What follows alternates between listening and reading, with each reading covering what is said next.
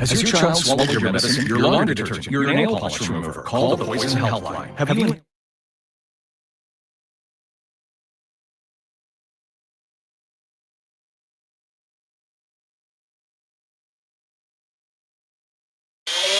Let's do this. It's the Real Jonathan Smith Show on Indy Sports Ticket, 1430 AM, 93.9 HD2, and always on the free Indy Sports Ticket app. Welcome to the Real Jonathan Smith Show here on Indy's Sports Ticket. Thanks for tuning in, no matter how you're tuning in, whether that's YouTube, Indy's Sports Ticket. If you want to head over there and subscribe, you can watch the show there as well. You can comment on all of the great things that happened last night as your Indiana Pacers advanced to the Eastern Conference Finals after beating the Cleveland Cavaliers last night in Game 5. And I told you they were going to win because this team's just tough. They're resilient, and they're simply better than the Cleveland Cavaliers. That's really all there was to it. They're just better than them. Well, let me be a little more correct here. They're better than a hobbled and kind of injured Cleveland Cavaliers team. And, I thought it was pretty clear last night that, Donovan Mitchell and Darius Garland didn't look fully healthy. That always plays a role. And the Pacers just looked healthier. And sometimes that ends up being the difference. If I'm healthier than you are, then I'm probably going to beat you. And I don't want to start there, though. Trust me, we'll get to Cleveland and all those things. But I want to start with something that I said yesterday. I said that the Indiana Pacers were going to win Game 5 last night because Pascal Siakam and Tyrese Halliburton both have an excellent history of being really good in closeout games, and they were both awesome last night. I won't lie to you. I was worried at different points of the game, especially early in that first quarter. And yeah, but from the second quarter on, they just found their kind of offensive groove, and they ended up winning. Tyrese Halliburton had 2 points at the end of the first quarter. I think a couple of things played into that. He didn't seem super forceful to start the game. He picked up 2 fouls, relatively quickly. 5 minutes into the game, he had already picked up 2 fouls. He figured it out, though. And he finally had a huge shooting game. And it wasn't just him who really picked it up there in that second quarter. It was really this entire Pacers team. So here is Tyrese Halliburton after the game talking about how he kind of got it going in the second quarter along with the rest of the Indiana Pacers. Yeah, suspect first 2 fouls. But I Coach took me out. I was a little frustrated. But I'm a guy who, I don't foul a ton. I have a really low foul rate. So it didn't really change anything for me. I just tried to, be smart when he got me back in there. I had like 1 shot going into the second quarter, so or maybe 2. So I was trying to be aggressive. Shots started falling. Just trying to play the right way and let the game come to me. But yeah, those first 2 fouls were definitely frustrating. But, I thought Andrew did a great job of keeping us afloat, Andrew and P, and the guys, kept us afloat there. And then when I got back in, just try to be who I am. And, guys did a great job of moving the ball. I felt like in the first quarter we were floating outside on the perimeter too much, not getting downhill enough. We got to the penalty pretty early in the second quarter and didn't just kind of hoop from there. But, I think we just got to keep stressing getting downhill. We get to the paint, can put teams in blender. That's when we're at our best. So thought we did a much better job of that as the game went on. But, yeah, I'm just trying to play the right way. I don't know about them fouls, though. Tyrese Halliburton right there talking about picking up those 2 fouls early and just his ability to kind of get in that flow in the second quarter and really throughout the rest of the game. He really kind of jump-started the Pacers offense in that second quarter. He finished the game with 31 points, 8 assists, and 6 rebounds. He was 6 of 10 from 3. Look, he was due for a big shooting game. Going into that game, he'd only been shooting 29% from 3 in the playoffs. I know his form isn't the prettiest, but this guy's a career 39% three-point shooter. He was due to finally start making some shots. Every 3 he took, he was stepping into. Like I don't think he took a step back 3. Everything was off the catch, or there was one where he came off of a screen. Jared Allen wasn't dropped. Darius Garland did a horrendous job of getting over the screen. And Halliburton had, like 12 feet of space, and he just stepped into it and he laced it because that's just the kind of guy that this dude is. And when you leave him open like that, he's probably going to make you pay. And he was awesome last night, scoring. Like I said, he had eight assists as well. He had 6 rebounds, just really doing everything that he's good at, all while being not a negative on defense. But the biggest thing is obviously the points and all of the threes that he made. This was the first time in the Pacers playoff run that they had a 30-point score, which is just so unique to be 8-2 in playoff games and only have one game where a guy goes for 30. When you watch the Nuggets play, if Jokic doesn't get, 30 points, then they're probably not going to win. If Shai Gilgeous-Alexander or Jalen Williams, if one of those two guys for the Thunder aren't scoring around 30, then the Oklahoma City Thunder are probably going to lose. If Jalen Brunson isn't scoring somewhere around 30, then the Knicks are probably going to lose. And that just isn't the case with this Pacers team. It speaks to the depth that they have. Here is Tyrese Halliburton talking about not only his big night last night and being the first 30-point scorer for the Pacers in these playoffs, but also what that says about this Indiana Pacers team. Yeah, it's a balanced effort, man. We're different than every other team in the NBA. We don't just have one guy who scores all the points, or, I think we defeat teams in different ways. We move the ball. The ball is flying. We got a lot of different guys making shots, making plays. We've preached our depth all, for the last couple of years, and, it's paying off now. So, I had a great game, but, I think a big part of that was guys were finding me, putting me in the right spots. And, we didn't panic after that rough start to the first quarter. We knew they were going to throw a punch. We talked about that. We knew that they were going to, throw a haymaker there, but I thought we weathered the storm the right way and got going from there. So really proud of our effort and, proud of this group. Tyrese Halliburton right there talking about the Pacers' unique style and how they don't have one guy score all of the points. Even last night, he wasn't the only guy who scored all of the points. Pascal Siakam had a pretty big 21 points as well as, he kind of found it rolling. It really felt like this was the first time all playoffs that the Pacers had both of those guys really rolling on the offensive end of the floor. And it was nice to see Tyrese Halliburton finally make some threes. He was due for it. It couldn't have happened at a better time. When he hit his first three, he cut, a 19-point Cavalier lead down to 16. That sparked a 27-10 run, and the Pacers went into halftime only down 6 because of that run. And from that point forward, the Pacers offense just rolled. They got good shots early. They just didn't make them. Zach Gray, who's a really good friend of the show, he texted me when the Pacers were down like 15. He's like, this is what I thought was going to happen in game 4. And then I was like, I don't know. I think the Pacers have gotten good shots. They just haven't made them. And if they make a couple of them, and they obviously did, then they'll be fine. And that's pretty much what happened. Halliburton hit a 3. I think Nesmith then hit his only 3 of the game. He was 1 of 7 from 3. And then it was all Pacers from there. Once Halliburton got going, everyone else followed suit. And that just kind of tends to happen for this Pacers team. They'll get off to a slow start, and then someone makes a shot. Game 2, I'm pretty sure it was Miles Turner who kind of got going. And then here came everybody else. That is just part of the identity of this Pacers team. And that's the thing. When you rely on multiple guys, it is much easier to get quote-unquote hot and to have everyone else follow suit.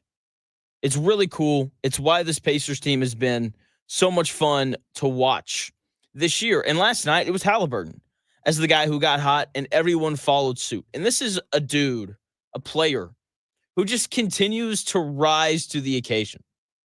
10 of 11 on the year on shots to tie or take the lead inside of 2 minutes. And in his short playoff career, he's been great in closeout games, and he was great again last night when the Pacers really needed him to be. He scored. He set his teammates up. He rebounded. And he just continues to defend at a much higher level than he did last year. He had another big block on Ty Jerome. Slow feet don't eat. That the new Ty Jerome motto. And it was just another great game from Tyrese Halliburton on a night where they needed him to be great because Donovan Mitchell scored 35 and Evan Mobley got whatever he wanted. like the Pacers needed their 2 stars to be awesome. Pascal Siakam was, and Tyrese Halliburton most definitely was. It is still so insane that he was voted as the most overrated player in the NBA. Like, this dude is so freaking good. He has now led the Indiana Pacers to back-to-back Eastern Conference Finals. There's a list of pretty good players who have never been to back-to-back conference finals. Players like Steve Nash, Joel Embiid, Yao Ming, Carmelo Anthony, Chris Webber have never been to back-to-back conference finals. Tyrese Halliburton in his 5th year, and he's done this. His first 2 times in the playoffs, he's taken this Pacers team to the Eastern Conference Finals. The Pacers got a good one. He may one day be a great one. We'll see. He wasn't the only star, though, for the Pacers that showed up last night. Last thought here on Halliburton, and then I want to talk about Pascal Siakam and the rest of this Pacers team, because they just it is a team. It is. And I love getting to discuss the Pacers, because like, if I was, in like Oklahoma City, then I'd just be like, Shai Gilgeous-Alexander was pretty great again last night. And then like that would be it. But with this Pacers team, like, you have to talk about everybody. And obviously Tyrese Halliburton is the head of that snake. He's not loved by NBA fans. He is called a front runner, obviously voted the most overrated player, was chanted at, overrated in this Cavaliers series, got that same chance, against the Bucks in round 1 when they play the Knicks in the Eastern Conference Finals. He's going to hear it at Madison Square Garden. It's going to be awesome. But he has been called a front runner since last year. And I saw a tweet this morning. It just made me laugh. And someone said, if Tyrese Halliburton's a front runner, then quit letting him get in front of you. And it's tough to do that when you're playing a Pacers team as balanced as this. Pascal Siakam was awesome as well. The fact that he only took 5 free throws last night was insane. The fact that the Cleveland Cavalier fans chanted, "Refs, you suck," at the end was insane. Pascal Siakam got beaten to a pulp whenever he went to the rim and never got a call. Meanwhile, Donovan Mitchell got every call. He took 21 free throws. There was a point in that game where Donovan Mitchell by himself had attempted more free throws than the Pacers had. Both teams took 35 threes, so it wasn't like the Cavaliers were going to the rim more than the Pacers were. Okay, but to Pascal Siakam's credit, it didn't bother him. He kept going, and he was just consistent Pascal Siakam. He was the version of Pascal Siakam that deserves to be third-team All-NBA. He won't be, but he absolutely should be. Just a solid 21 points, 8 rebounds, and 5 assists. That's who he was all year. When he walked out onto the floor, you could just write it down, 20 points and 8 rebounds. That's incoming. And we saw it last night. He got to his spots. When he got a small guy on him, he posted up. When he got Mobley on him or Jared Allen, he just beat him to the rim, and he scored. He had a couple threes as well. He was 2 of 5 from 3 in what has been the best year of his career in terms of his three-point shooting. He was incredibly impactful on the defensive end of the floor as well. Okay, I think the biggest contribution that he makes, though, he's just a very calming presence.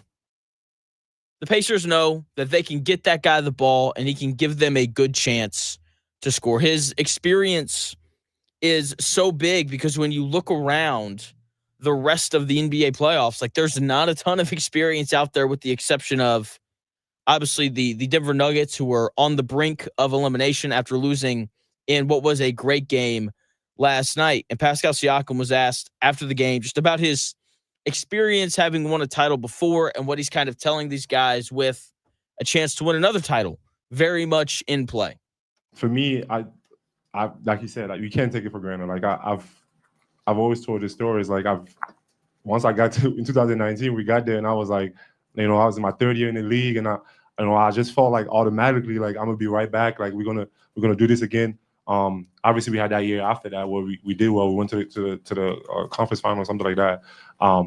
But after that, it was rough. So you can never take it for granted. And for me, it's just we have a great opportunity. Last year, we literally where we was at last year, and when we got in the summer, we talked about getting better.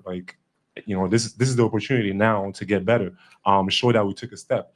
And that's the mentality that we have going into the next games is we have a real opportunity and we can't take it for granted. I can't stress it enough. Pascal Siakam right there talking about the importance of not wasting this opportunity and how, they went into the offseason with the goal of getting better. And they have an opportunity to prove that they got better. They're probably going to play the Knicks again, this time in the Eastern Conference Finals. And the Knicks definitely got better. We know that because they're about to play in the Eastern Conference Finals. They didn't get there last year. For the Pacers, they did. They don't want to plateau. You want to get better every year, and the Pacers have an opportunity to prove that they did. Also, you don't get opportunities to play in the NBA Finals very often. It is so tough just to get to the conference finals. Dudes like Joel Embiid have never been in a conference finals. Donovan Mitchell has never played in a conference finals despite his crazy production during his time in the playoffs in the NBA. These opportunities don't come around very often. Thankfully, the Pacers are led by a head coach who has won a title before, and he understands how hard it is to get to this point and to get past this point and to play in the NBA Finals. They've got a guy in Pascal Siakam who is, the one of the two biggest leaders on this team. It's probably him and Tyrese Halliburton.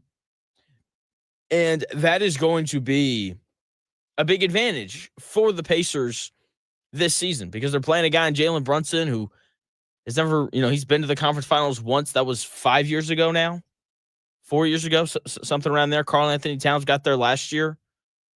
Mikal Bridges, he's played in an NBA Finals. Like they're playing a Knicks team that has some experience in these big time games. And so having a head coach and one of your star players and really the rest of this team, because it's the exact same team from last year, having been here before, like that is a big deal and a big advantage, especially if they get by the Knicks and they play for an NBA title this season, which saying that will always bring a smile to my face because this Pacers team, they 1,000% deserve it. No one saw them coming, even though if you paid attention to them, then you knew how good they were coming into these playoffs. And it's been a blast watching them play. When we come back here in about 4 minutes, the Pacers just continued throughout the entire series to be better than the Cleveland Cavaliers at the thing that made the Cleveland Cavaliers so good. I'm going to tell you what that is and kind of go into it and how we kind of saw it come to fruition last night when we come back here in about 4 minutes.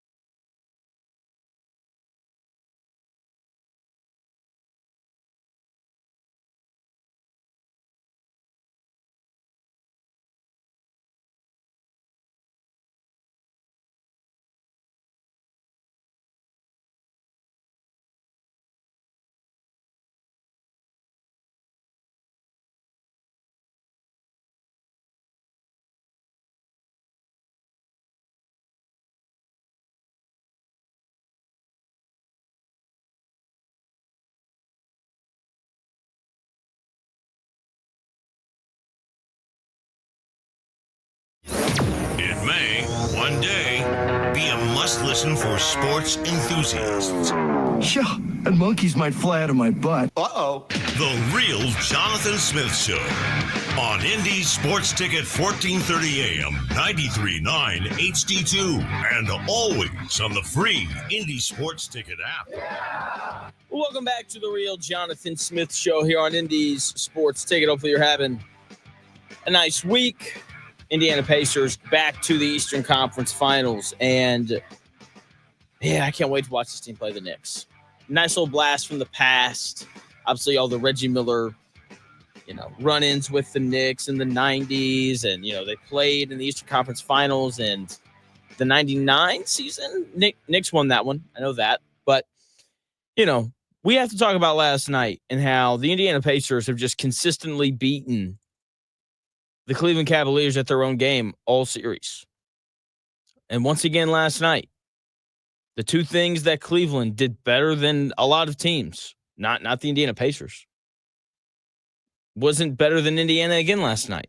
The Pacers bench was better, and, they shot the ball better. Like those are the two things that have defined this series. The Pacers once again outshot Cleveland. They were 15 of 35 from three. It's around 40%. And the Cavaliers were 9 of 35. And once again, the Indiana Pacers got better looks than the Cleveland Cavaliers did. I wish I had tracked this. It's really funny. I like watching games with my wife because I'll say something to her and she'll pay attention to it. And she made a comment last night about how many step-in threes the Pacers had gotten compared to Cleveland. And I was like, you know what? She's exactly right. And I'm willing to bet that the Pacers took twice as many step-in threes than Cleveland did. And by step-in, I mean off the catch, right foot comes forward or left foot, if you're left-handed, whatever. And then you're up and you take the shot. Because that is usually going to be a good look. I felt like a lot of the Cavaliers threes came off the dribble or a guy was, running hard to his left or right, catching it off a screen and having to sort of kind of fade away while they took the three. The Pacers just got significantly better looks than Cleveland did all night. And it was really funny. The fourth quarter, the Cavaliers are making their push. And the Pacers are like, that's fine. We're just going to generate another open three. Oh, wait, you covered it. Oh, there's Miles Turner slipping to the rim for an easy layup. Or, oh, there's Thomas Bryant for his third dunk of the night. He was really good, by the way. It was really impressive, just the shot quality that the Pacers were able to generate last night. And that has defined this series. The Pacers got better shots all series long, and they made them. The one game they didn't, game 4, they got blown off the floor. Okay, the shot quality was better for the Pacers, and they won the series. That's really all the basketball is. If I get better shots than you, I'm probably going to beat you. Simple as that. The Pacers bench was, once again, highly impactful. It looked a little bit different this time. It wasn't TJ McConnell and Obi Toppin, each scoring 14. No. It was Thomas Bryant, who had 9 points and 3 rebounds in 11 minutes. That is a super productive 11 minutes. The Cavaliers bench outscored the Pacers bench 26-21. It's the second time that it's happened in this series, but I would still argue that the Pacers bench was better last night because they just didn't play anywhere near as many minutes as the Cavaliers bench did. Obi Toppin and Ben Shepherd each played 12 minutes. They were the leading, minutes guys off the bench for the Pacers last night. Mathurin and Thomas Bryant each played 11 minutes, and then TJ McConnell played 10.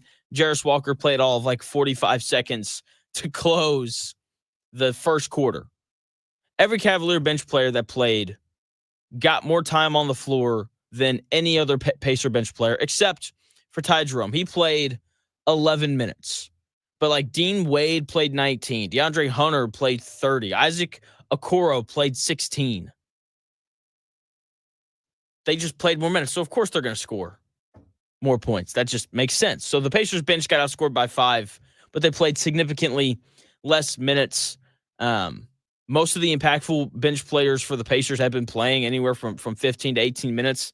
Not last night, not in that closeout game. Things were a little wonky with Halliburton getting into foul trouble. So Siakam played a little bit longer than normal, and then Halliburton got hot, so he played a little bit longer than normal. And, like those two guys had it rolling offensively. And when Halliburton has it rolling and Siakam has it rolling, you're not putting TJ McConnell, Obi Toppin, or Bennedict Mathurin on the floor. You're not going to do that. Okay, Miles Turner was really good at blocking shots at the rim. I think the only reason why Miles Turner came out last night was just for a little bit of rest. And thankfully, Thomas Bryant was awesome in those minutes. Aaron Nesmith was rebounding at a high level. And we've talked about this throughout the series. The Pacers were going to have to rebound well if they wanted to beat Cleveland. Aaron Nesmith had 13 rebounds last night. He was awesome. Andrew Nembhard, just a winning player.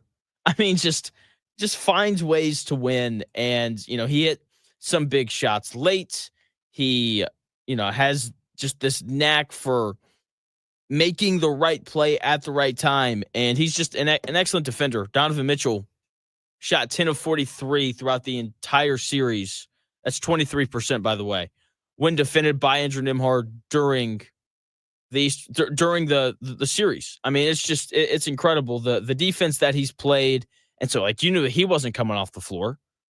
It was just an incredible effort from this starting unit. A team that usually relies on its bench didn't need the bench last night because the starters were all so freaking good. And it wasn't like they were all scoring. Yeah, sure, they all finished in double figures, but their impact was just different. Siakam and Halliburton scored the ball at a really high level. Andrew Nembhard defended at a really high level. He also had 18. He was really good. I think I've made that clear. Miles Turner only had 10 points, but he had 7 rebounds, a couple big ones late. He had 4 blocks as well, including that big chase down. Aaron Nesmith, he had 13 points and 13 rebounds. Okay, while also defending Darius Garland. It was just a really impressive night from the Indiana Pacers starters, and Andrew Nembhard was once again brilliant. He is the quiet version of Aaron Nesmith. That's really what he is. He defends his butt off, and he makes big shots. He was the only Pacer in the first quarter to score more than 3 points. They came out, and Andrew Nembhard was like, oh, Darius Garland, your toe hurts? Well, you're guarding me? Oh, okay. I'm just going to take you right to the rim, right off the rip. And he made them defend him the whole game. He made Darius Garland have to work. And look, man, as someone who's broken his big toe before, it is not fun having to move on that thing. When your toes hurt, man, it's terrible. It sucks. It does. In the second and third quarters, Andrew Nembhard cruised a little bit offensively. The Pacers didn't need him to really score or initiate offense in those quarters because Tyrese Halliburton was just in the process of going off, and Pascal Siakam was so good. So, he just kind of got to be all right, I'm going to make an open three if I'm open, and I'm going to defend my butt off. And that's exactly what he did. And then in the fourth quarter, Andrew Nembhard scores 9 points. Of course he does. That's just who this guy is. And they were impactful points as well. They weren't meaningless. The game was already in hand and he hit a couple threes. No. They were big buckets. He had a 3 with about 4.5 minutes left to push a 1-point Pacer lead to a 4-point lead. He got another bucket with about, a minute left. The and one on Darius Garland where he was like, I'm just going to post up this very small guard. I'm going to pump fake. He's going to jump. His arms are going to come forward, and then I'm going to get fouled. And he made it, makes the free throw. He pushes a 3-point lead to a 6-point lead. And, that and one was also in response to a big Donovan Mitchell 3 to cut the lead to 3. Just imagine if Donovan Mitchell, doesn't miss 3 free throws the possession before that, then that 3 ties it. Anyway, Andrew Nembhard just has a knack for making the big play. He even assisted the Miles Turner dagger 3. He did it all. He did. It was just an incredible performance, and he also defended Donovan Mitchell, who had his worst game of the series. He was only 8 of 25 from the field, and he settled for 13 3-point attempts. I think part of that was probably the ankle, but I'm sure that Andrew Nembhard had an impact on that as well. Andrew Nembhard, just amazing, brilliant player. Miles Turner and Aaron Nesmith are going to be the unsung heroes of this game because, seeing Andrew Nembhard get big buckets in the fourth is really obvious. Seeing Siakam's impact and Tyrese Halliburton's impact, very obvious. But man, I thought Miles Turner and Aaron Nesmith were both awesome. Neither of them scored a ton of points. Aaron Nesmith only had 13. He was 1 of 7 from 3, but the dude was great on the glass. I think he's the Pacers' best athlete. Obi Toppin is a better vertical athlete, but he just doesn't move with the same quickness and speed that Aaron Nesmith does. And Aaron Nesmith used that athleticism to grab 13 rebounds. Okay, and the Pacers have struggled at times to rebound in this series. That's another reason why they lost Game 3. But not last night. They won the rebounding battle, 47-46. I think a lot of that was because of the effort that Aaron Nesmith showed at just crashing the glass and flying in over everybody and pulling down rebounds. The Cavaliers also only had 10 assists. This was a team that was averaging like 27 assists a game coming into the series. And I think a lot of that had to do with the ball pressure that Andrew Nembhard and Aaron Nesmith put on Donovan Mitchell and Darius Garland. Garland was Nesmith's assignment. He hounded him at all times. He made it tough to, finish and make passes. And an assist starts with a good, accurate pass. If the pass is low, if the pass is high, I have to reset my feet. It gives the defense, an extra second to close out to a shooter or recover back to a guy who's on the baseline about to lay it in. And I thought the Cavaliers struggled to make good, accurate passes last night. I think a lot of it had to do with just the amount of ball pressure that the Pacers were able to put on both Darius Garland and Donovan Mitchell. Miles Turner last night was awesome as well. Scored 7 of his 10 points in the fourth quarter. He hit the big dagger 3. Everyone's going to remember that. When that went in, I was so happy for that dude because he's been here for a decade. He's been on a lot of bad teams. And for him to hit that shot, to have 4 blocks that were all huge. And, of course, he had the big chase down block on Donovan Mitchell as well, where Donovan Mitchell pulls up, thinks he has an easy layup, and Miles Turner just sprinting down the floor with a little chase down. He looked like LeBron. Not really. But it was just so awesome to see, and it speaks so much to who this Pacers team is. They just play hard, and they're tough, and they're resilient, and they just don't give up on anything.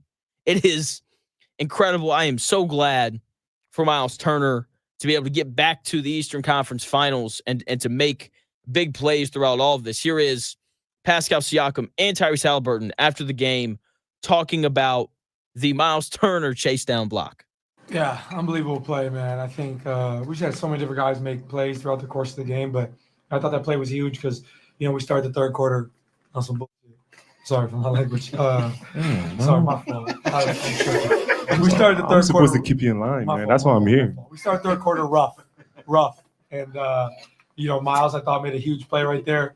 And Drew, came down and made another big play as he should because he turned it over.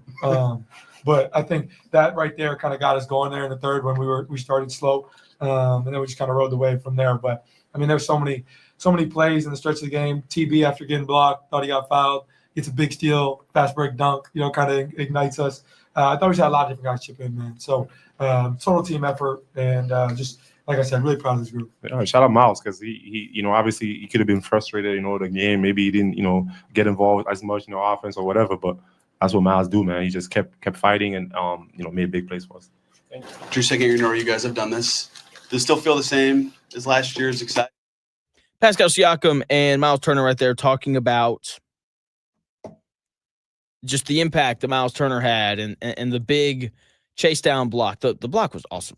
It was so great. And it's a large part of why this Pacers team is now only 8 wins away from winning the NBA Finals, which is 1,000% in the cards for them.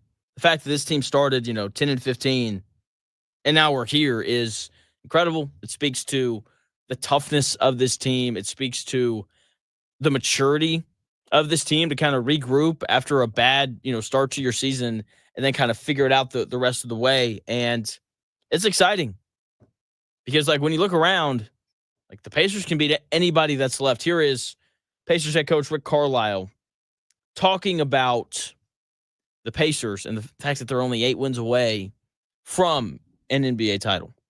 Look, we're talking about 8 more wins for an NBA championship. The league is wide open this year. I mean, there are a lot of great teams, but it's wide open, and we've just got to keep believing. We got a great group of guys who have committed to one another, and we have a formula that works for us when we really are steadfast about sticking with it, and we play an efficient, clean game. And so, we got some time to rest up a little bit, and we'll see whether it's New York or Boston. Coach Carlisle right there talking about the league being wide open, and he's exactly right. Like, when you look around the playoffs, it's really weird. It's a bunch of young dudes who have never really won it before. The Timberwolves are probably going to finish off the Golden State Warriors tonight at home.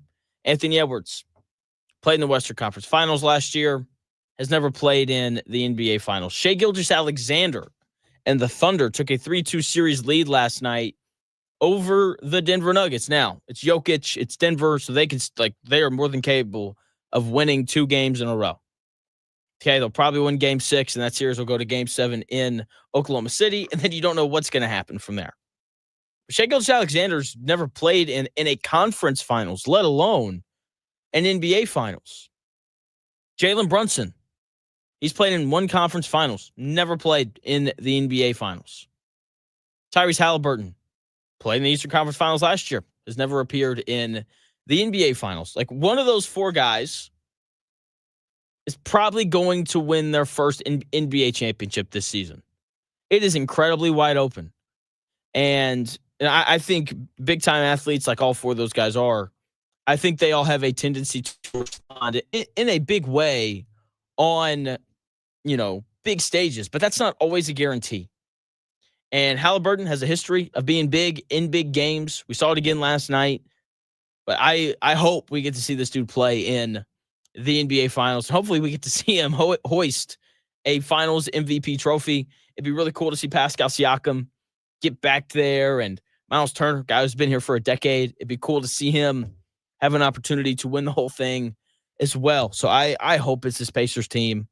I hope that Boston wins tonight. I hope they drag that series out against the Knicks. I hope they shoot 50% from 3 tonight, Boston, and they make it really tough on New York to close them out. The game is back at home, and it was great. Jim Thorne chiming in, talking about don't forget the efforts of Thomas Bryant. I gave him his dues.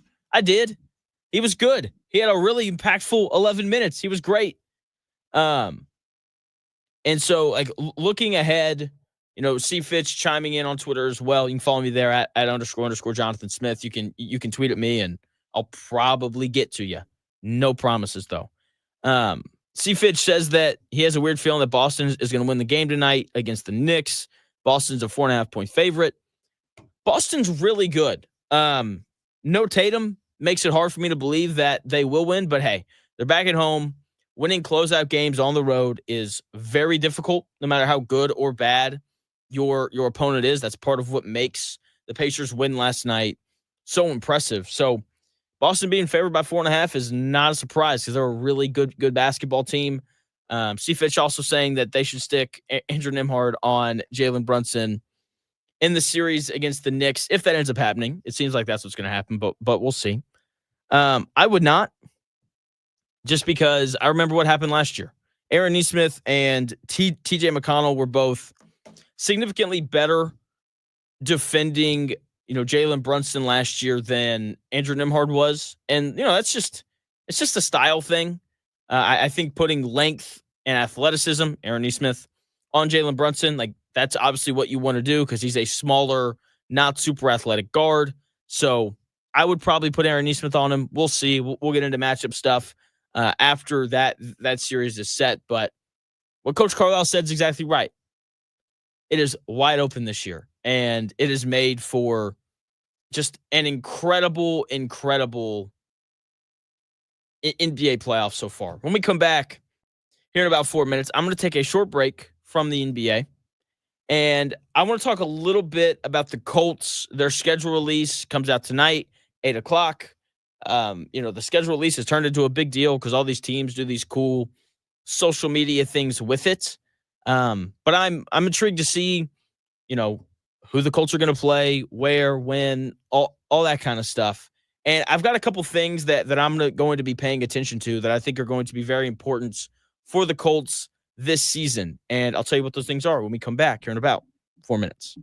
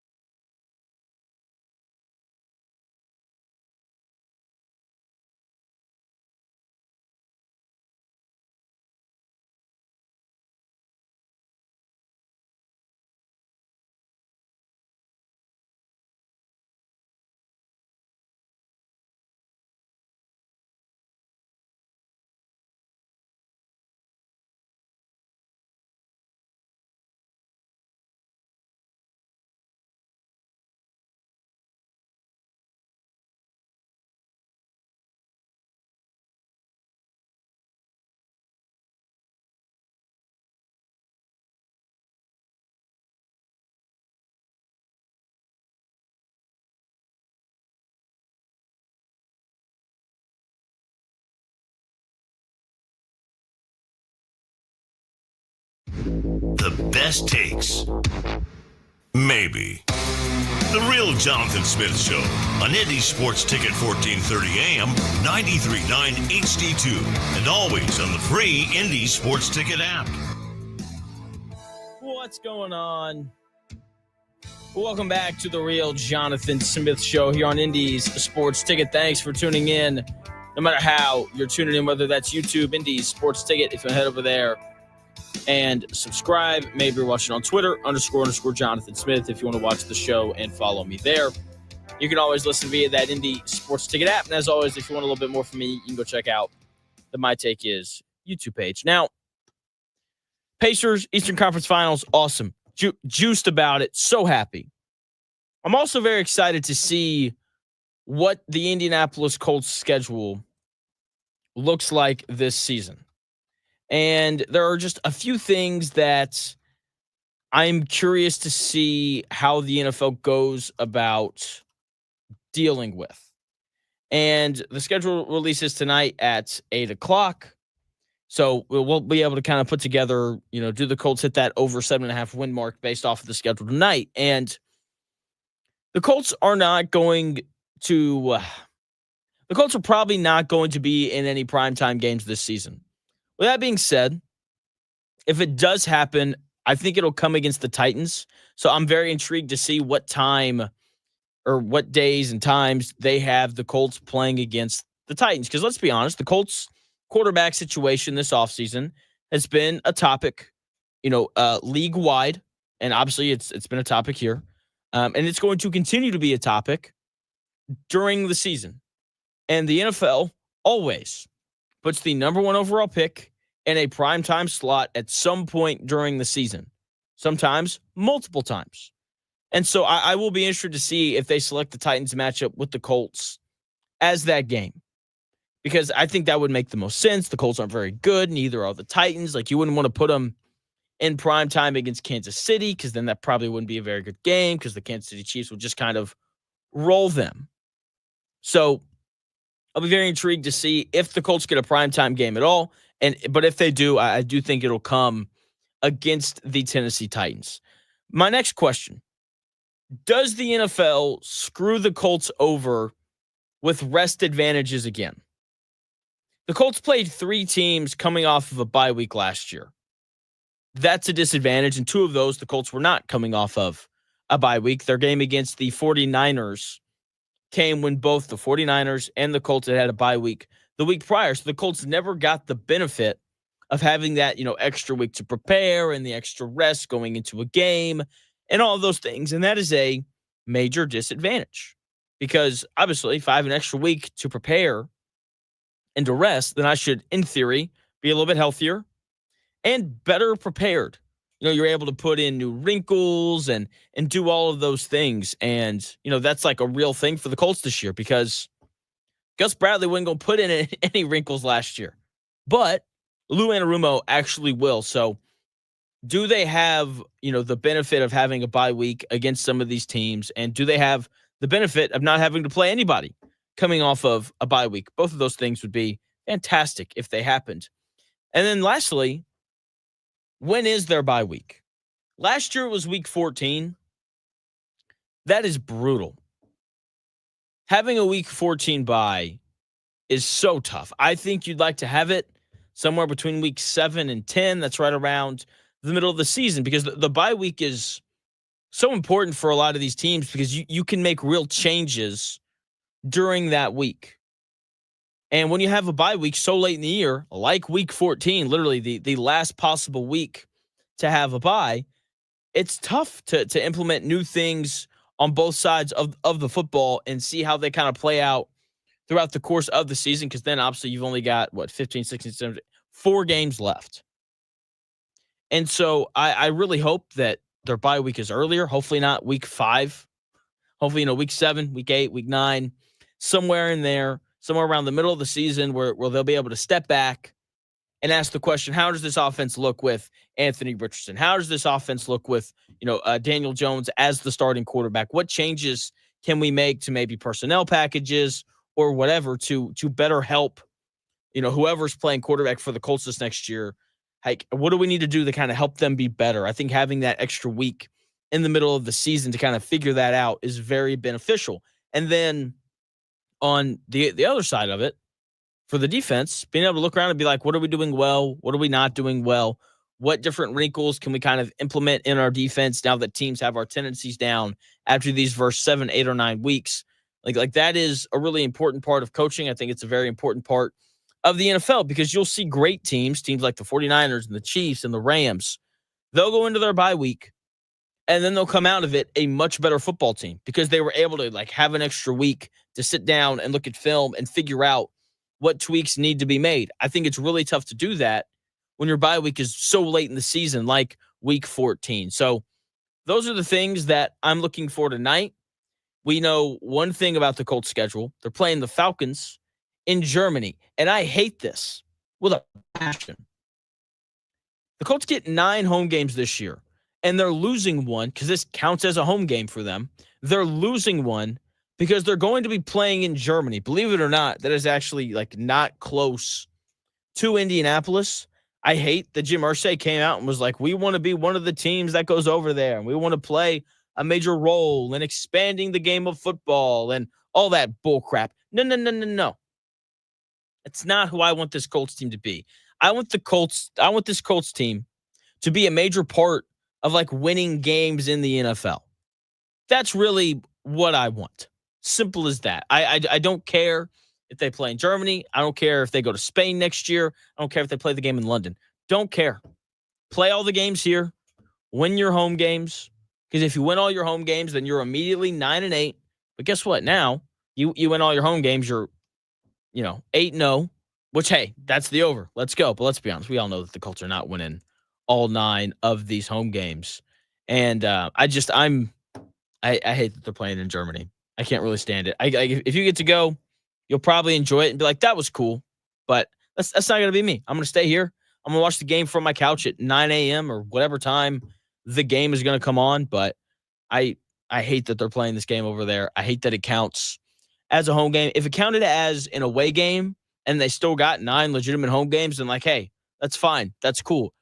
I get that. But if I was an owner or a coach or a general manager in the NFL, I would do everything I could to not have to play in those games overseas because they're a pain in the butt. The travel's not fun. You get back and there's jet lag and it's weird. And no, absolutely not. Anyway, the Colts schedule comes out tonight at 8:00. Pacers to the Eastern Conference Finals. Tony East just texted me. He's going to come on the show here in about 5 minutes. He was there last night. He asked some really good questions during the press conference, as he always does. He's going to join the show. He's driving back from Cleveland, and we're going to get into all things Pacers. We're going to talk about the matchup with the Knicks. We'll talk about this series and just this not improbable run, but if after the 10-15 start, someone had said something along the lines of, hey, the Indiana Pacers are actually going to make it to the Eastern Conference Finals and have a relatively decent chance at winning the Eastern Conference Finals and playing for an NBA championship, that would have been very, very surprising. So Tony East is going to join us when we come back here in about 5 minutes.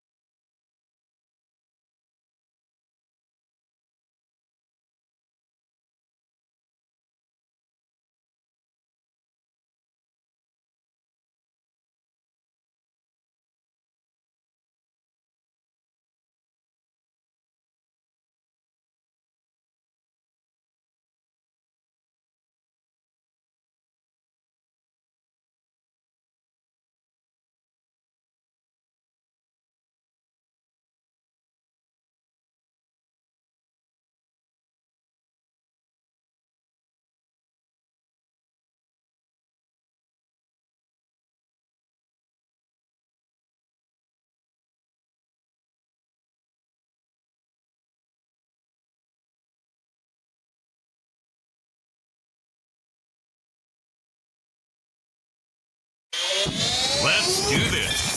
It's the Real Jonathan Smith Show on Indy Sports Ticket, 1430 AM, 93.9 HD2, and always on the free Indy Sports Ticket app. What's going on? Welcome back to the Real Jonathan Smith Show here on Indy's Sports Ticket. Hopefully you're having, just an excellent start to your week. Your Indiana Pacers back to the Eastern Conference Finals. Fun fact, Tyrese Halliburton has now been to as many conference finals as the Sacramento Kings have in their entire history.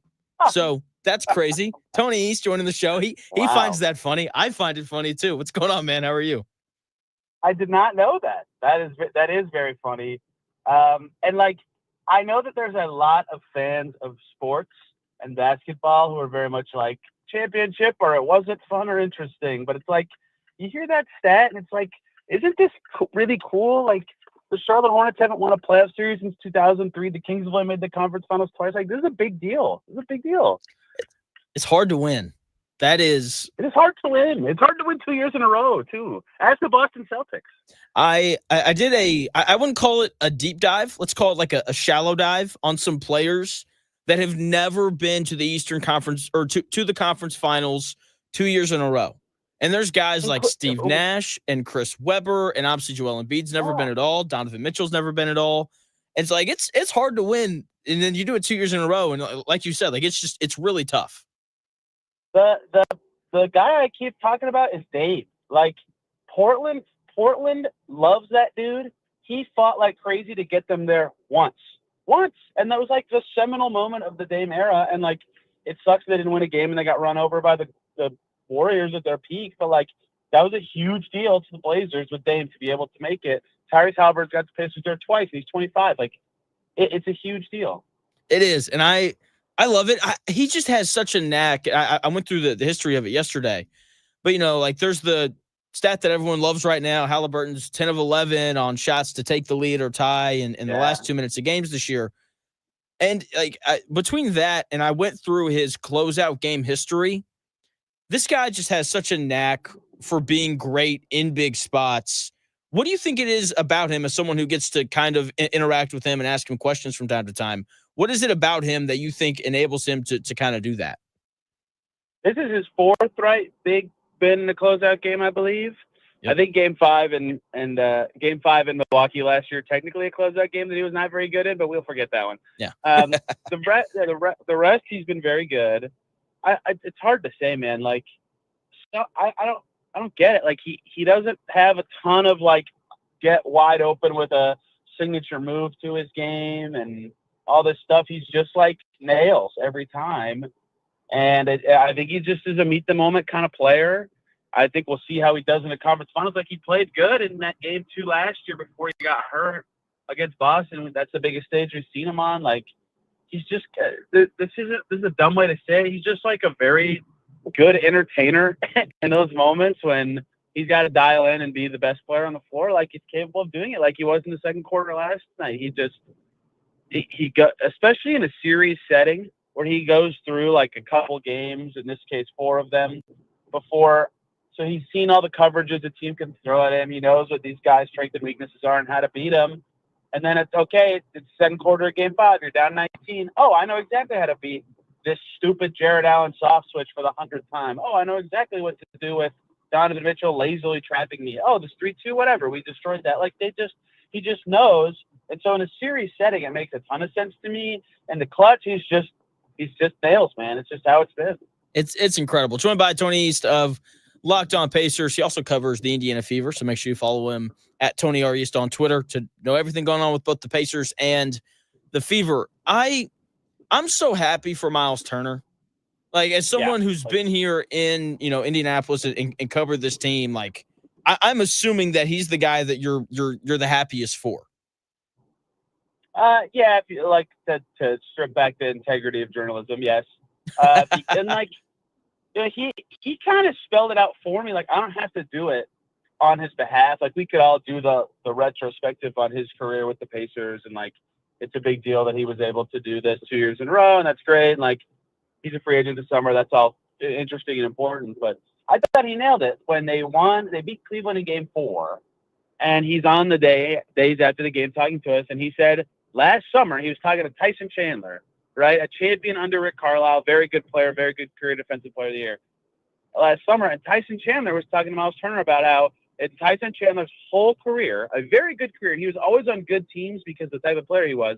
He felt like he had 2 real chances at a championship his entire career. And he got one of them with the Mavs, and I don't know what the other one was. I assume it was with Dallas. Maybe it was one of those Phoenix teams. Who knows?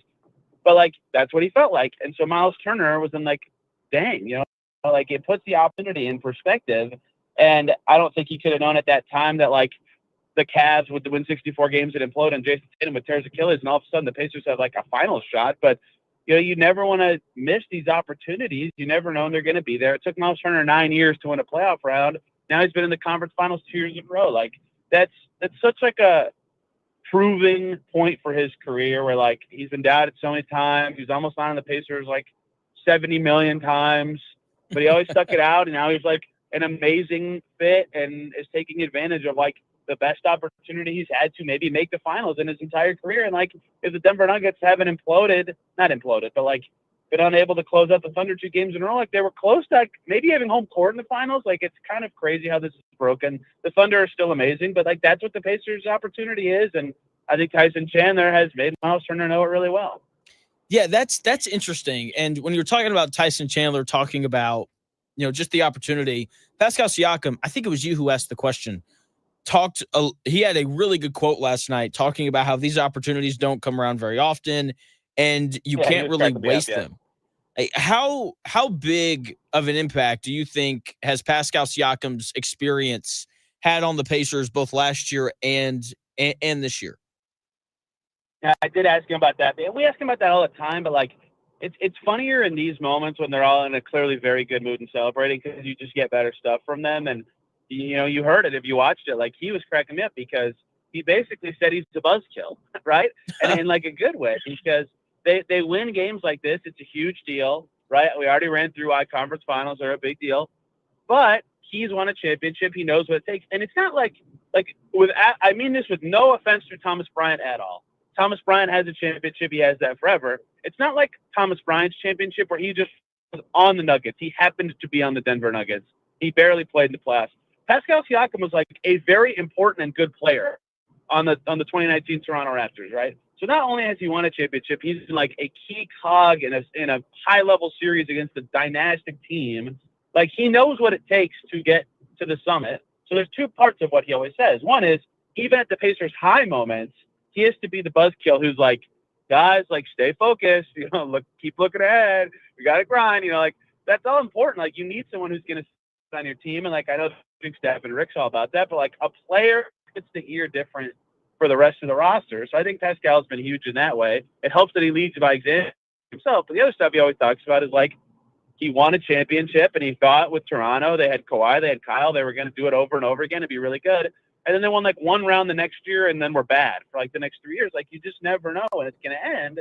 So keep trying, right? So he is like the perfect set of experiences and abilities to just be the perfect vet for these guys. And it helps that he's really good. Like, it makes everybody listen to him. He started slow in the series, but came alive late when they needed it to. Like, it's just very interesting to hear his perspective on what the Pacers have done and what they hope to do this year. And they could win a conference finals game for the first time with this era. They just couldn't quite crack Boston last year.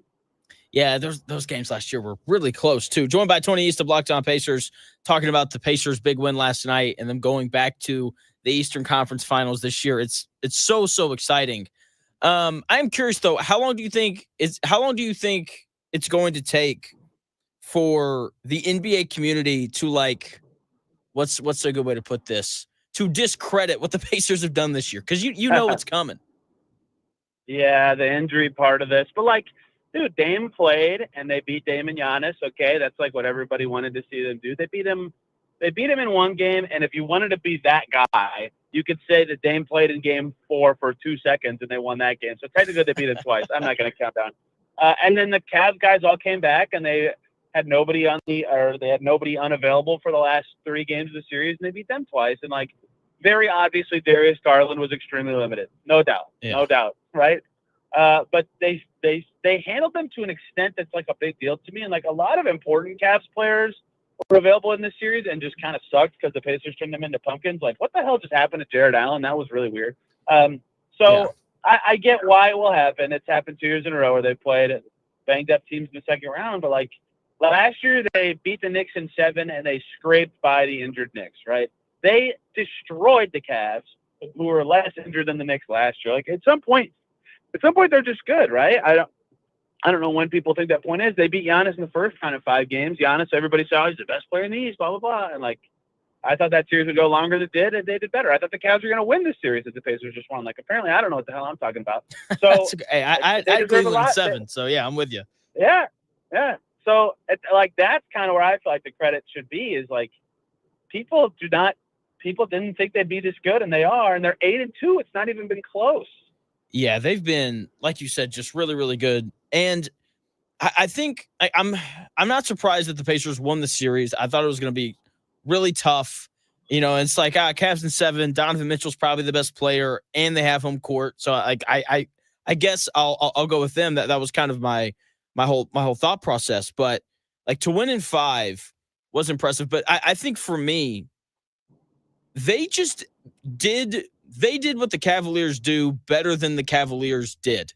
That was totally probably not worded the best way, but like coming into the series, no, I agree. The Cavaliers, they were, in my opinion, I thought they were the best 3-point shooting team in the NBA, given how many they take and the fact that they shot, 38% from 3 during the regular season. We just saw them torch the Heat because of that shooting and because of their depth. And I thought that the Pacers bench was better than Cleveland's in every game. And they outshot them. And part of that's because this Pacers offense is really good. And that to me was really surprising. Were you surprised by the fact that the Pacers were so much better than them in both of those areas? Yeah, when I was previewing the series, I kept talking about, like, I feel like every Pacers adjustment or rotation choice is going to have to be, like, picking offensively gifted players over defensively gifted players because they're just going to have to try to keep up with the Cavs because their offense is so good, right? And that ended up being the opposite case. Like, what happened in crunch time last night? The Cavs like, oh, crap, like, we can't play DeAndre Hunter and Max Strus. Like, we need to score. We're down 9. So they went to Ty Jerome, Garland, and Mitchell together for, like, the first time in the series. It's like they're the team tilting offense with their adjustments to try to keep up with the Pacers, right? Like, that was a huge deal that they had to be the team doing that. That's something that I got wrong and predicted backwards in this series.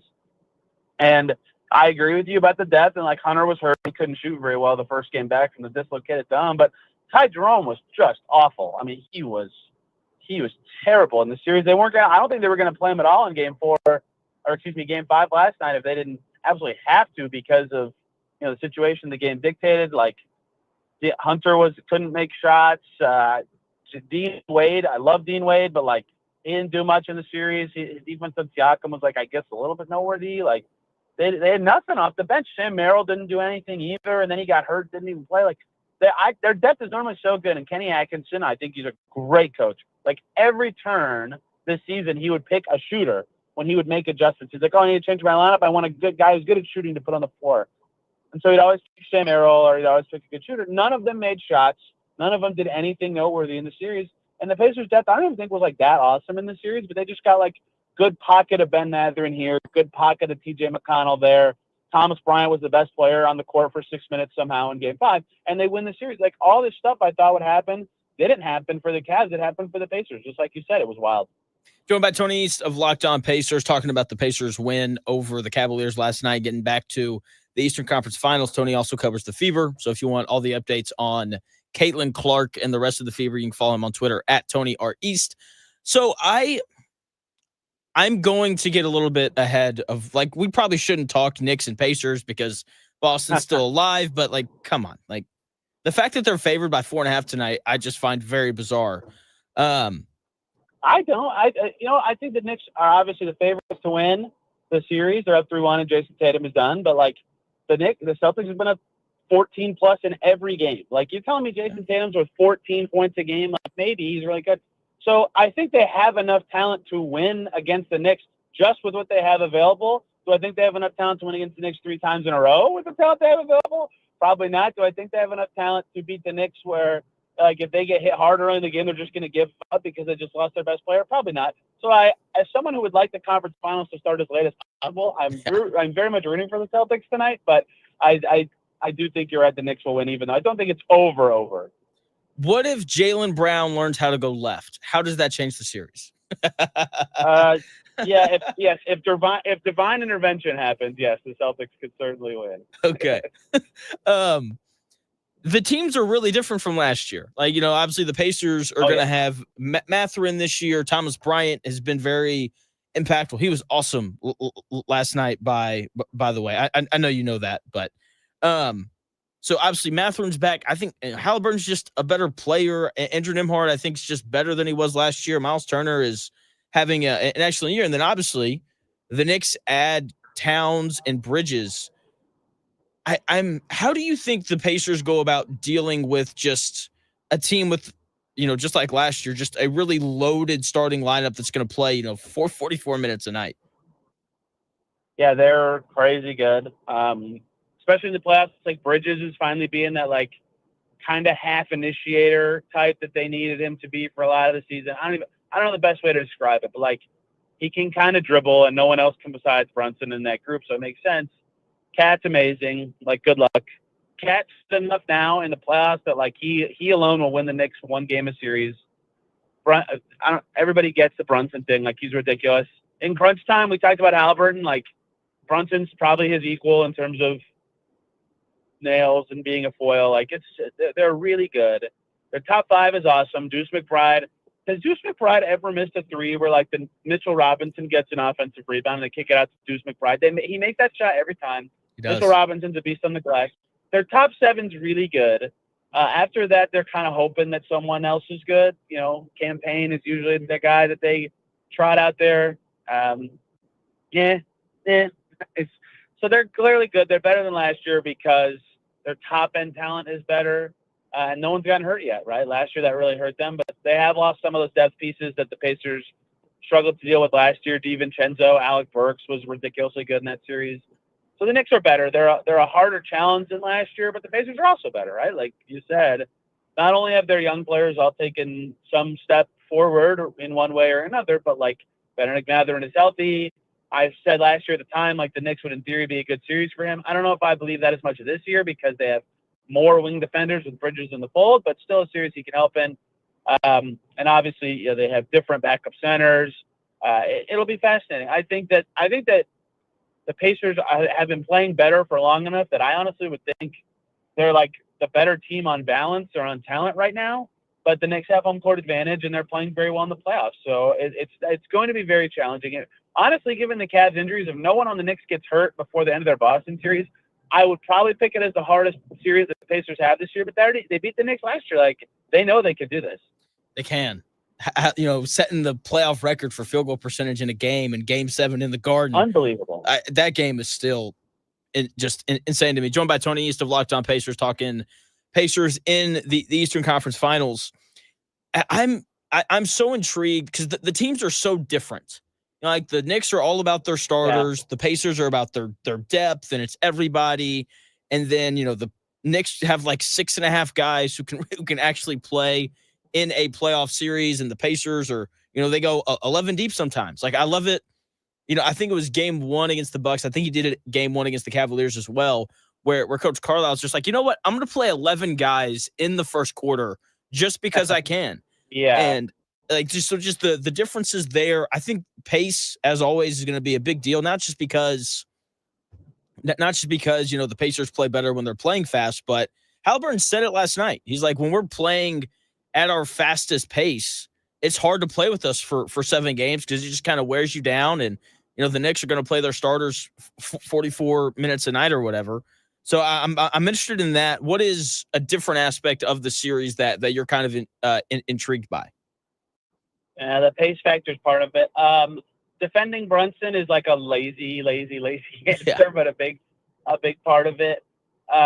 Also, you mentioned the Knicks starters playing a lot. I think one of the funniest Knicks things that's ever happened this season, Mikal Bridges, amazing player. That dude hasn't missed a game since high school. Like, it's very well documented. Mikal Bridges said on the record to a reporter, he said, yeah, I told Tibbs we would like to play a little bit less. And normally, in the modern era of sports fandom, every fan would be like, they're soft. they're so soft. They don't want to play minutes. They don't want to try. But because it's the Knicks and because it's Tibbs, everybody's like, yeah, I get it. Like, they should probably play a little bit less, right? It's so funny that shook out that way. Yeah, guarding Brunson's going to be fascinating. And, like, one is because Jalen Brunson's really freaking good. Like, he ripped the Pacers up last year. And if you put, like a not even skinny, no one's skinny in the NBA, but just like a thinner guy on him that he can kind of see over or around, it's so easy for him to play naturally. And, like, Andrew Nembhard's an awesome defender. They were minutes matching Andrew Nembhard to Donovan Mitchell in the end of this Cavs series because he hounds him and he's really good at this stuff. When Nembhard guarded Brunson last year, Brunson played like he wasn't even there, right? He just walked into a shot, took him and made him and passed it to his teammate. It's like it was nothing. And so the Pacers were like, oh, we got to do Aaron Nesmith. Like, Aaron Nesmith's not that much bigger, but he's a little stockier. He's a little taller. He's a little bit worse of a defender, but, like, they tried it. And they're risking Aaron Nesmith fouling 6 times in 10 minutes against Jalen Brunson, but they had to do it. And so I'll be curious how Nembhard being better on defense this year makes that easier. I'll be curious if they're willing to go to Nesmith again because, like, ask the Pistons. Ask the Celtics in the fourth quarter, both games in TD Garden this series. If Brunson gets going, you kind of just lose. Like, the Knicks are amazing when he's hitting these shots, and he does it all the time. He is so good in the clutch. Like, very few players in the NBA do not get worse or tight or just different in those moments, and Jalen Brunson's one of them. So I know it's, like, boring to just be like, oh, the star player, yeah, that's the most interesting thing to me, but, like, I'll be very curious if the slight improvements of Aaron Nesmith and Andrew Nembhard are enough to actually bother him in any way. Asar Thompson can't do it. Drew Holiday can't do it. Like, they're not even putting Holiday on him. They're putting wings on him. Good luck. Like, the Pacers have got to find a way to make him be like, oh, this is a little harder than I thought. I think that's a great point, especially going back to last year. He tore Andrew Nembhard up last year in the second round. It was a lot of McConnell and Nesmith towards the end of that series, joined again by Tony East of Locked On Pacers, talking about the Pacers in the Eastern Conference Finals. Last thing on the playoffs, and then I want to talk to you about the lottery. So the obvious answer to this question is Tyrese Halliburton. So I'm going to take that possible answer away. There's a very decent likelihood that Jalen Brunson, Tyrese Halliburton, Anthony Edwards, or Shai Gilgeous-Alexander win their first title this year. So between those other 3 guys, who would you, I guess, like to see win it? Well, I'm torn between the 2 West guys. I mean, I don't know. Brunson's confusing to me. I've never, like, I guess the answer is the flopping, but I've never understood why he's not, like, way more popular. Like, he's an amazing player for, like, one of the league's 3 biggest franchises. But my actual, one of the West guys, I personally love Ant Edwards because, 1, he's really good, and 2, he's just, like, a cool guy, if that makes any sense. He's wearing, like, these crooked Braves hats, and he's walking around LA after beating LeBron and, like, being like, yeah, I'm awesome. And, like, if he wins this series, which it sucks that Steph got hurt, but he'll have won 4 series the last 2 years, and he'll have beaten Jokic, KD, Steph. Like, that's sick. He's cool. So his, like, legacy build happening right now is really awesome.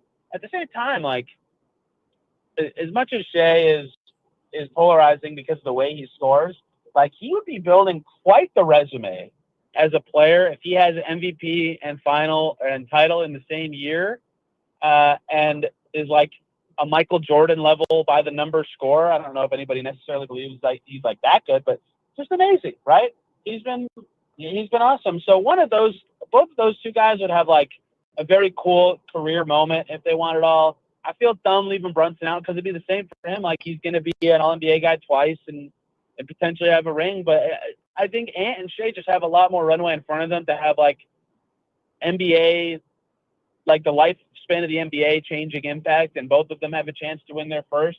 I think Shai's probably my answer because he's the MVP though. That makes sense. I think that if the Thunder won it, I'd be happier for Sam Presti than Shai. So I think that's why my answer would be Edwards. Also, like you said, he's just cool. Anthony Edwards is just cool. It's very cool. I want to ask you your thoughts on the lottery that's rigged, apparently. Just the Mavericks winning it. I think it's hilarious. Obviously, being a Mavericks fan, my opinion is a little biased. Yeah, but that's so crazy for you. That's the funniest 4 months a team could ever have. We deserve it, though. I mean, no. The fans of the The fans of the Dallas Mavericks deserve it. The Dallas Mavericks do not deserve this at all. 0% of the actual Dallas Mavericks deserve it. I mean, when I say we, I meant the fans, but you're right. Nico Harrison, man, and the whole, like, if you know how the lottery works, and I know you said that, like, you've been to the lottery, you haven't seen how they draw the balls, but Yeah. if you know how it works, like, they're not rigging that thing. It is near impossible. Yeah, I don't know. I don't want to talk about the lottery and the draft too much because, like, the Pacers are still going and the draft is fun, but this is way more enjoyable. Yeah, look, it's obviously not rigged. There's media members and teams in the room. Also, like, these teams are competing against each other. I get that they're all in one organization, the NBA, but they'd be like, no, what? No, like, they wouldn't let that happen. And they post the video of the drawing. Yeah.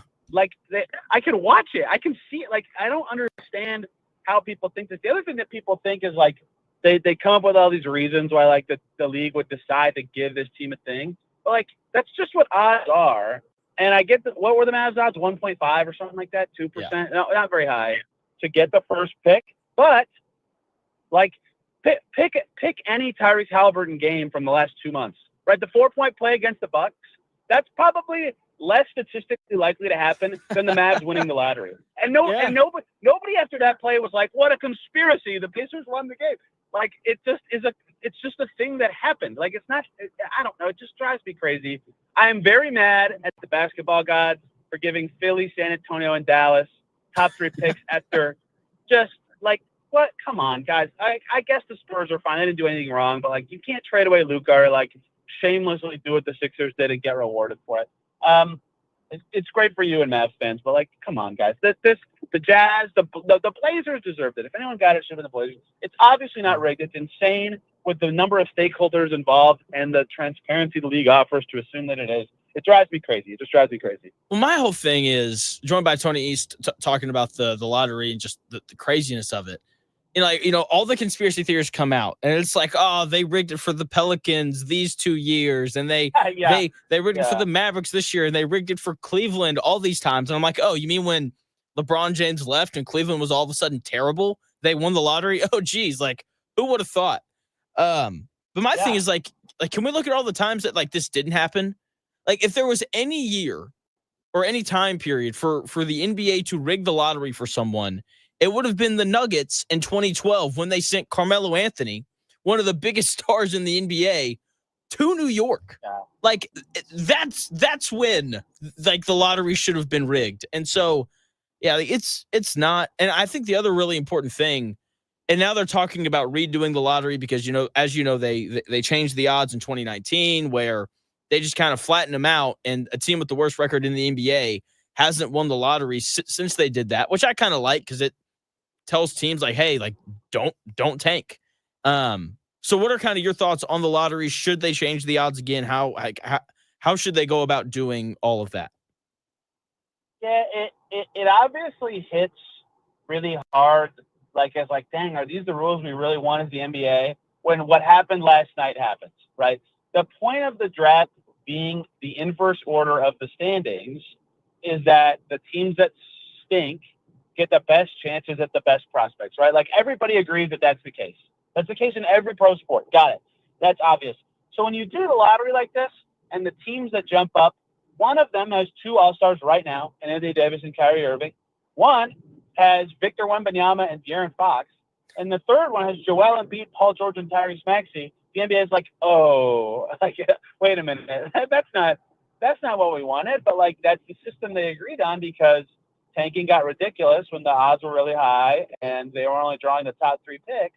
So they flattened the odds and try to discourage that level of tanking. And it didn't really work. Like, the bottom of the bottom still goes crazy trying to lose games at the end of the season.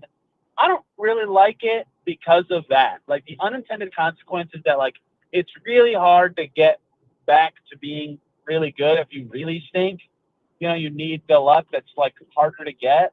I wish there was a middle ground between the old way and the new way, because I don't think it's good for the league when a team with many All-Stars like I just ran through can win the lottery not this easily, but, like, relatively easily.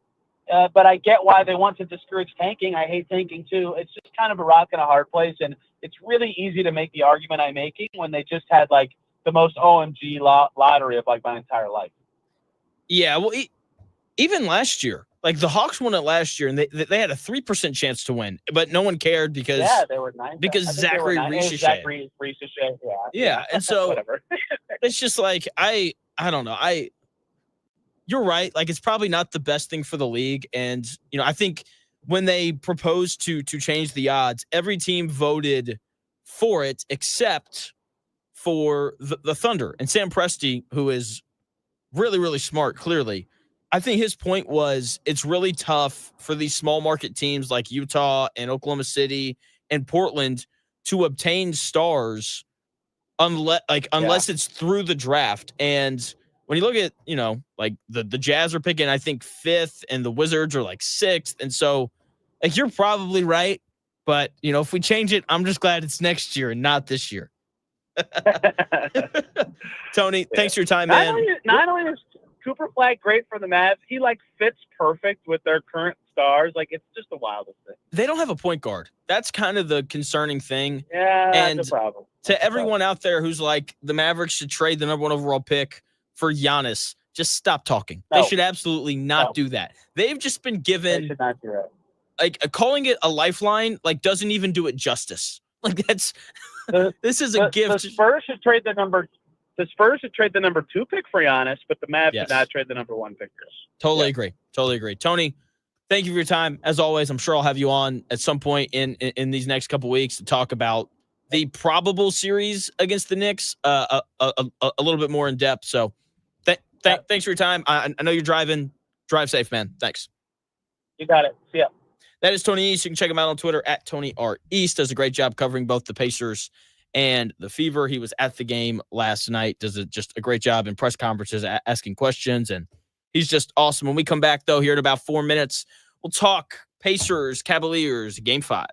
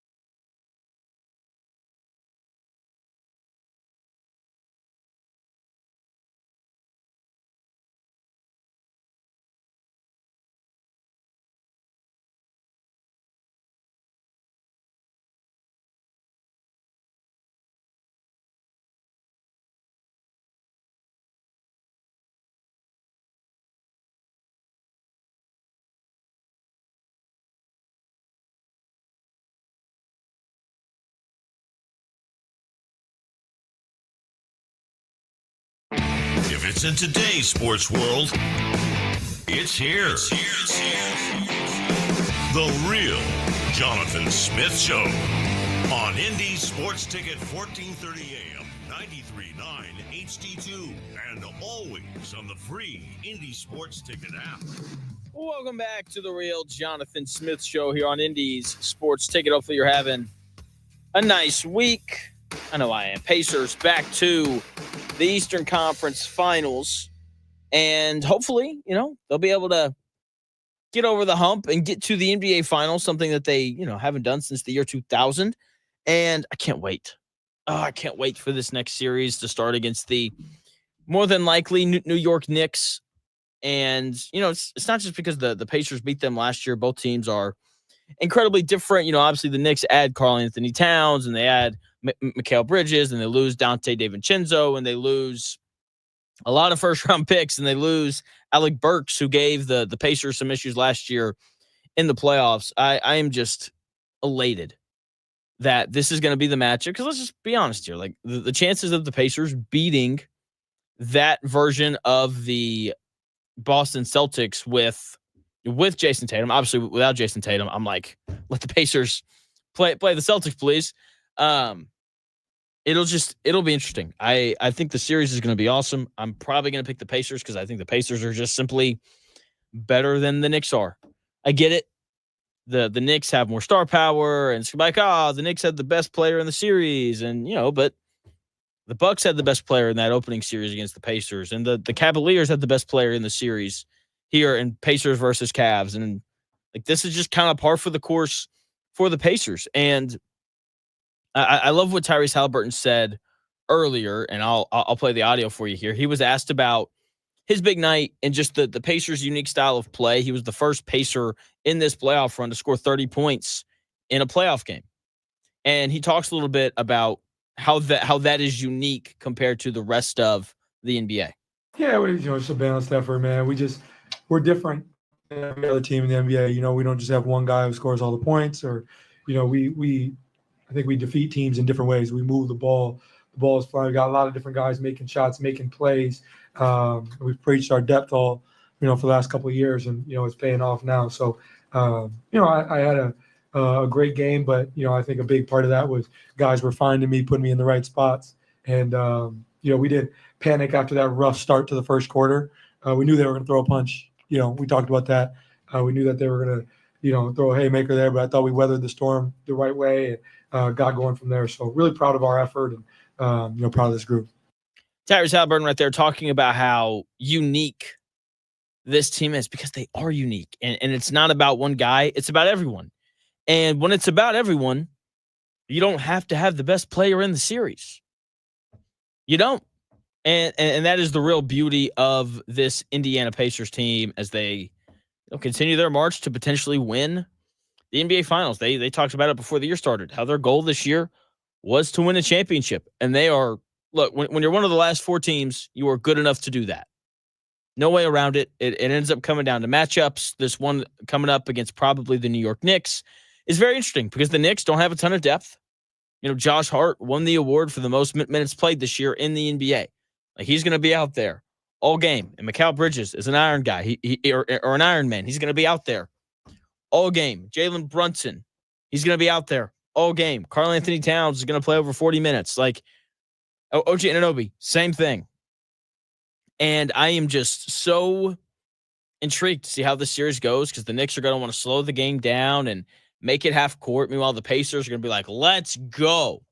And they're going to pressure you full court, and they're just going to try and make the game as chaotic as possible. And it is a blast to watch. I love it when we see these different styles clash, and that's what we're going to have in this probably Knicks versus Pacers Eastern Conference Finals. When we come back here in about 4 minutes, we'll wrap up the show with more thoughts on the Pacers beating the Cavaliers in Game 5 last night.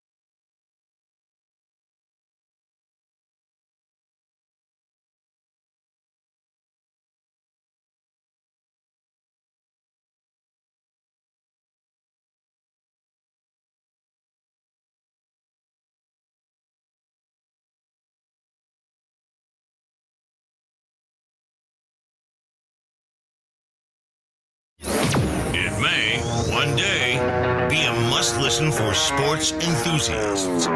Yeah, and monkeys might fly out of my butt. Uh-oh. The Real Jonathan Smith Show on Indy Sports Ticket, 1430 AM, 93.9 HD2, and always on the free Indy Sports Ticket app. Welcome back to the Real Jonathan Smith Show. Thank you for tuning in, no matter how you're tuning in, whether that's YouTube, Indy Sports Ticket. If you want to head over there, subscribe, hop in the chat to be part of the conversation. I think there's also a chat feature on Twitter or X as well. You can also watch the show there, __ Jonathan Smith, if you want to follow along, or if you want to follow me and watch the show there. And you can also listen via that Indy Sports Ticket app, which you can download wherever you get your apps. Pacers beat the Cavaliers last night in Game 5 in major thanks to Tyrese Halliburton and Pascal Siakam for both being awesome. I went through the history of those two guys in closeout games yesterday. It's a lot of good. There's a little bit of bad in there, but it is a lot of good, and they added, to that good pile a little bit more last night. Tyrese Halliburton going for 31 points, 8 assists, and 6 rebounds. He was 6 of 10 from 3, and he was due. Like, this is a guy who was shooting 29% from 3 going into that game. And I know his form's not the prettiest and takes him a minute to get that shot off, but he's a career 39% three-point shooter. He was going to start making threes at some point, and it couldn't have happened at a better time. Hopefully he stays hot and he, really lights up the Knicks, because they're going to need him to do that. And the timing of all the threes was so perfect. He had his first three. It cut a 19-point Cavaliers lead down to 16. That sparked a 27-10 run, and the Pacers were only down by 6 because of that run heading into halftime. Okay, and from that point forward, Pacers offense just rolled. They got good shots all game, really, especially early. They just didn't make them. My buddy Zach Gray, he texted me, and he'll be on the show on Friday as well. And I'm sure we'll talk about this game and everything else. He texted me. He was like, "This is kind of what I thought Game 4 would look like. Cavaliers kind of cruise and all that kind of stuff." And I was like, I don't know. Pacers are getting good looks. If they can just make a couple of them, then I think they'll be fine. And sure enough, they made a couple. Halliburton hit one, hit another one. Aaron Nesmith hit the only 3 of the game that he made kind of during that run as well. And once Halliburton got rolling, everyone else followed suit. And this is what happens for the Pacers. It's not always Halliburton. It was Miles Turner earlier in the series, but someone gets going, and then everyone else just kind of follows suit, and they start making shots as well. And last night, Tyrese Halliburton was the guy who did that. And you knew he was going to be that guy last night, because he rises to the occasion as consistently as any other player in the NBA. He is 10 of 11 this year on shots to tie or take the lead inside of 2 minutes. And in his short playoff career, he's been great in closeout games, and he was great again last night when the Pacers really needed him to be. Just what a game, what a performance going, 10 of 15 from the floor, 6 of 10 from 3, 31 points, 8 assists, 6 rebounds. He did everything. He scored. He set his teammates up. He rebounded. He continued to defend at a much higher level than he did last year, including a big block on Ty Jerome late when the Cavaliers were trying to make that push. It was a great game from him, not just offensively, but in all areas, and the Pacers needed him to be great. It is still so insane to me that he was voted as the most overrated player in the NBA.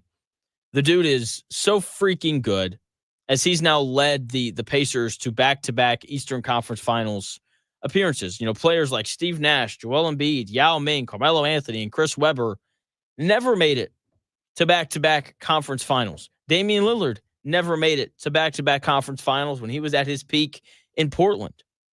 Tyrese Halliburton, meanwhile, in his 5th year in the league, only his 2nd time ever making the playoffs, has been to the Eastern Conference Finals 2 years in a row. Meanwhile, the Sacramento Kings have made the conference finals twice in their entire history. Pacers got a good one. Every year that passes, that trade that Kevin Pritchard made to acquire Tyrese Halliburton just looks better and better. And The Pascal Siakam trade just looks better and better. He wasn't the only star for the Pacers who showed up last night. Pascal Siakam was awesome. He was so good as well. The fact that Siakam only took 5 free throws is insane. He got beaten to a pulp when he went to the rim, and he never got a call. Meanwhile, Donovan Mitchell got every call. And every Cavalier fan that chanted, "Refs, you suck," at the end of the game, yeah, you're dumb. Like, you don't know what you just watched. At one point during the game, Donovan Mitchell had more free throws attempted than the entire Pacers team did. Kind of crazy. Okay, Donovan Mitchell finished the game with 21 free throws. The Cavaliers took 15 more free throws than the Pacers did, and it wasn't like the Pacers were chucking threes. Like, the Cavaliers took 35 threes. So did the Pacers. Both teams were going to the rim, and the Pacers just couldn't seem to get a call, but it was fine. It didn't bother Pascal Siakam because he was consistent again. I've talked about him during the regular season. He's just been this very steady and consistent force. 20-8. Like, just write that down every night during the regular season because that's what he was for this Pacers team. And last night, he was 21 points, 8 rebounds, and 5 assists. That's who he has been all season. He got to his spots, and he scored. If there was a small on him, he posted up, and he scored. If there was a big on him, Evan Mobley, Jared Allen, he'd go by them, and he'd finish at the rim. He was awesome. He also hit 2 threes. He was great. Very impactful on the defensive end of the floor as well. And in a series where the Pacers have struggled to rebound, he pulled down 8 of them, which is big. And he's just so important for this Pacers team. Like, he is such a calming presence just with the experience. And the Pacers know, like, they can give him the ball and he can give them a great chance to score when he touches the ball, 12 to 15 feet away from the basket. And he was asked last night as, one of 2 players on this Pacers team who has won a title. Thomas Bryant won one in Denver, but Thomas Bryant didn't really play. So he was asked last night, Pascal Siakam was, just about his experience and what makes this team special and just the idea of potentially winning another NBA title. For me, I like you said, like, you can't take it for granted. Like, I've always told this story. Is like, once I got to in 2019, we got there and I was like, I was in my 3rd year in the league and I just felt like automatically like I'm gonna be right back. Like, we're gonna do this again.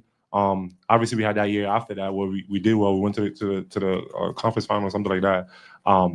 But after that, it was rough. So you can never take it for granted. And for me, it's just like we have a great opportunity. Last year, like, we literally where we was at last year. And, when we got in the summer, we talked about getting better. Like, this is the opportunity now to get better. Show that we took a step. And that's the mentality that we're going, we have going into the next games is we have a real opportunity and we can't take it for granted. I can't stress it enough. Pascal Siakam right there, sharing some of the wisdom from his NBA title run with the Toronto Raptors in the 2018-2019 season. And he's right. These opportunities, they don't come around very often. And when they do come around, like, you have to win them. Like, you do. You have to take full advantage. It's tough to get to the Eastern Conference Finals. I'm sure Tyrese Halliburton doesn't realize that. I mean, the dude's made the playoffs twice, and he's gotten there twice. So, I love this Pacers team. The progress from, that 10-15 start to where they're at now just speaks to how tough this team is, how hard this team works. And I can't wait to watch them play in the Eastern Conference Finals again. It's going to be great. Probably going to get the Knicks. The Knicks are better than they were last year. The Pacers are trying to prove that they were better, that they are better than they were last year. And the only way to do that is to win the Eastern Conference Finals and give yourself a chance to play for the NBA title. So these opportunities, they don't come around very often. I think Pascal Siakam is exactly right. You cannot waste them. And I don't think the Pacers will. They've been here before. They were here last year. And, we'll see what they kind of look like going forward. I'm very intrigued to see what they look like. They know they can beat the Knicks. They did it last year, Game 7 in the Garden, went crazy, and they sent them home. So hopefully they're able to do that again this year, but not in 7 games. Thank you for taking the time out of your day to tune into the Real Jonathan Smith Show. The Dan Dockett Show comes your way next. Going to be a good show because the Pacers won again last night. The Dan Dockett Show comes your way here in about 5 minutes. I'll be back on the air tomorrow from 10 till noon. Make sure you subscribe to the Indy Sports Ticket YouTube page. Follow me on Twitter, _Jonathan Smith. I'll talk to you tomorrow starting at 10 a.m.